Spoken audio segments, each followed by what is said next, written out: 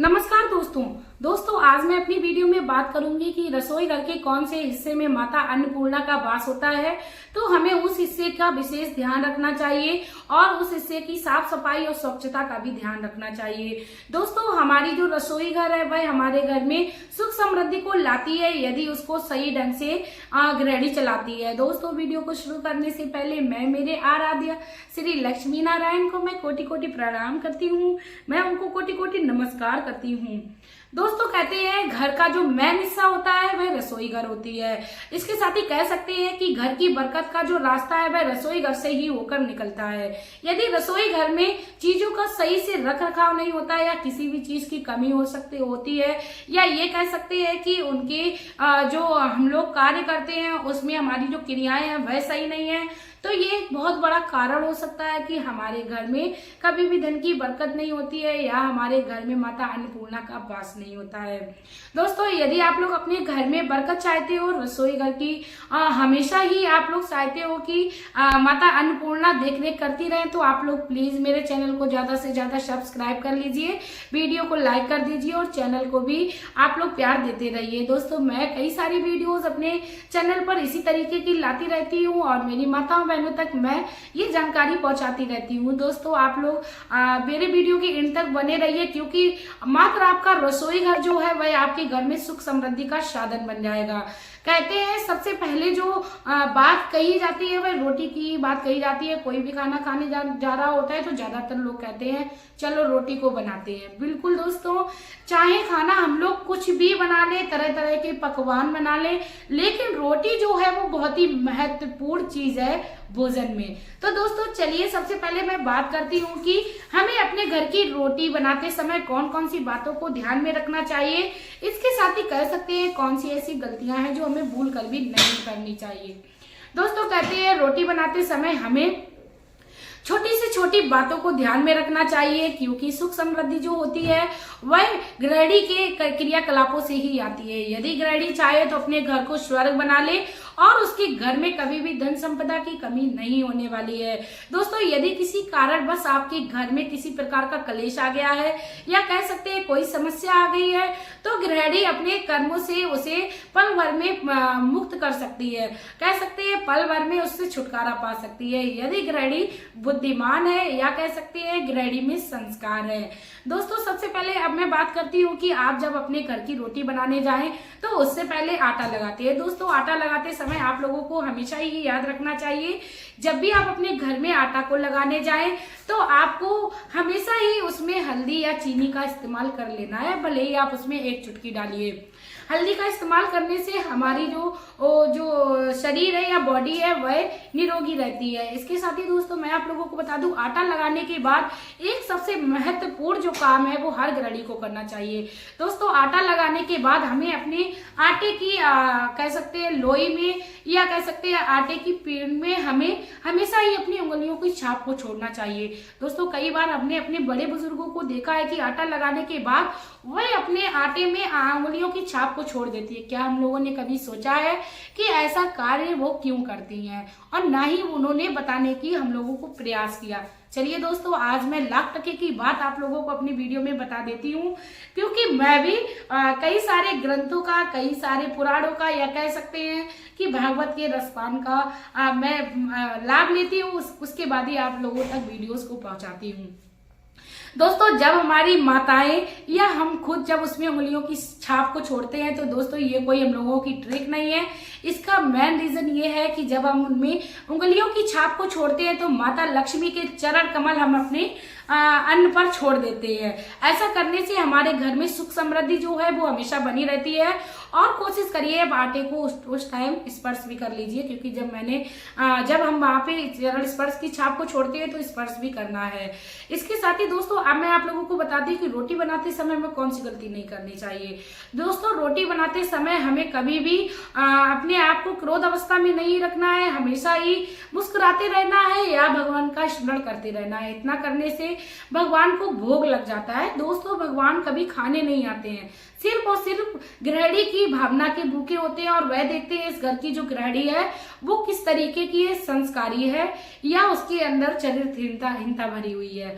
इसके साथ ही दोस्तों मैं आप लोगों को बता दूं कि रोटी परोसते समय हमें कभी भी किसी की थाली में इकट्ठी 3 रोटी नहीं रखनी चाहिए, क्योंकि 3 रोटियों का जो इस्तेमाल है वो ज्योतिष शास्त्र के अनुसार बहुत ही अशुभ बताया गया है। दोस्तों 3 रोटियों का जो इस्तेमाल है वह किसी मृतक के समय पर किया जाता है, इसीलिए दोस्तों आप एक एक करके उसको 3 रोटी रखिए, भले ही वह 3 रोटी खाए लेकिन आप पहले 2 रख दीजिए, उसके बाद आप उसको 1 दे दीजिए, या आप जितनी वो रोटी खाए आप उसको 1 करके या 2 कर दीजिए दोस्तों, लेकिन 3 रोटियों को इकट्ठा ना रखिए। अब दोस्तों बात आती है, कई सारी महिलाओं को मैंने देखा है कि क्योंकि गरम गरम हर किसी के घर में खाया जाता है तो क्या करती है, चिमटे से रोटी को सेका और उसी चिमटे से, क्योंकि गर्म होती है, चुपड़ लिया और उसी चिमटे से उठाकर रोटी थाली तक पहुंचा देती है। क्योंकि आजकल लोग क्या होता है, किचन के पास में ही भाई उनका खाने पीने की जो व्यवस्था होती है वो लगी होती है, तो आप लोग क्या कर सकते हो कि उसे चिमटे से तुरंत उठा के डायरेक्ट ना दीजिए। दोस्तों आप लोगों से मेरी विनती है, आप भले ही छोटी सी प्लेट का इस्तेमाल करिए, कभी भी हाथ में रख के रोटी नहीं ले जानी चाहिए, इससे हमारे घर में दरिद्रता आती है और हमारे घर में काफी सारे ऐसे दोष होते हैं जिनको हम जानते नहीं है, वह लग जाते हैं। तो आप प्लेट में रखकर हमेशा ही हर किसी को रोटी सर्व करिए। इसके साथ ही कह सकते हैं दोस्तों, रोटी बनाते समय हमारे घर में यदि कोई भी व्यक्ति आ जाए तो हमें कभी बड़बड़ाना नहीं चाहिए या उसके लिए गलत नहीं सोचना चाहिए। कहते हैं दोस्तों, बड़े भाग्य से हमारे घर में रिश्तेदार आते हैं, कोई भी ऐसा फ्री नहीं है जो फालतू में किसी के घर घूमने आ जाए, तो आप उसको बड़े प्रेम से भोजन कराइए, क्योंकि माँ अन्नपूर्णा इन्हीं बातों से बहुत ही ज्यादा प्रसन्न होती हैं।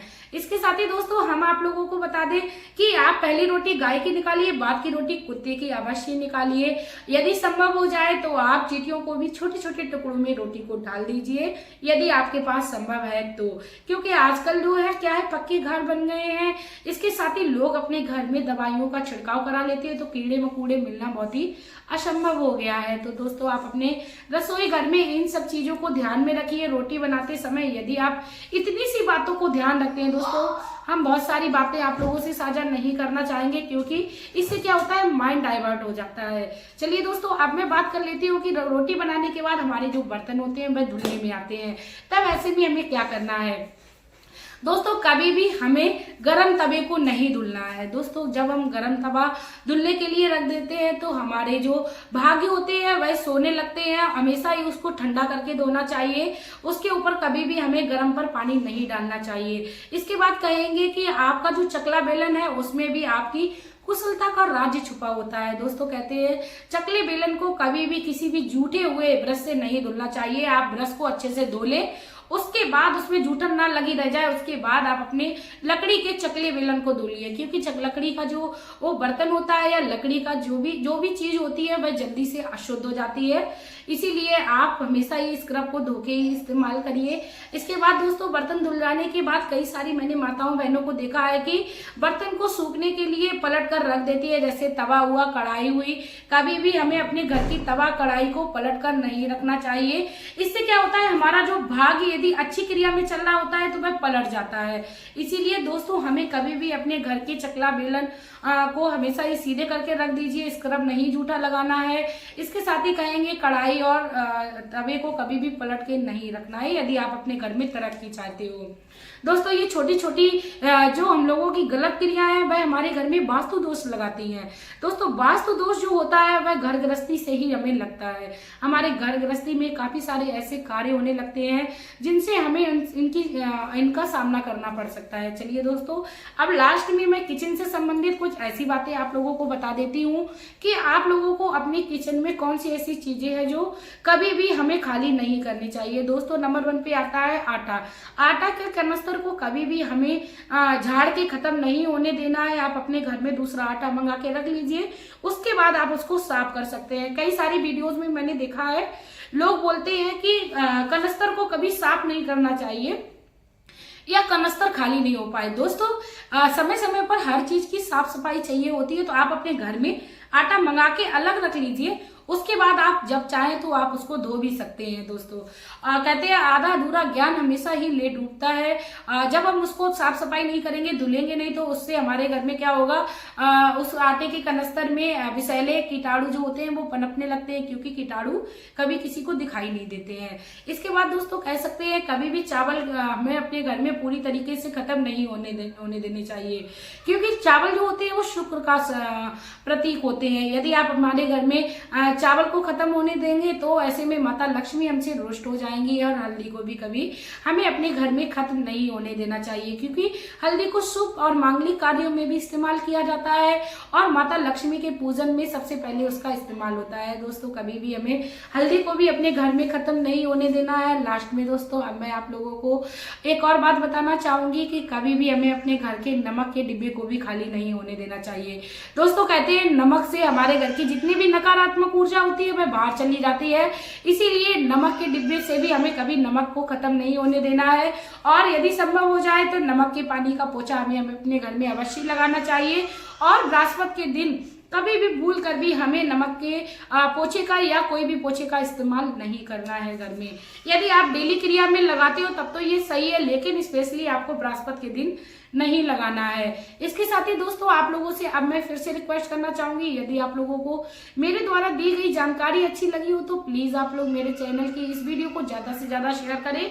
और भी मेरे चैनल पर वीडियोस पड़ी है जो आपके लिए लाभकारी हैं, आप उन पर भी विजिट करके देखिए। आपका प्यार और कीमती समय देने के लिए धन्यवाद।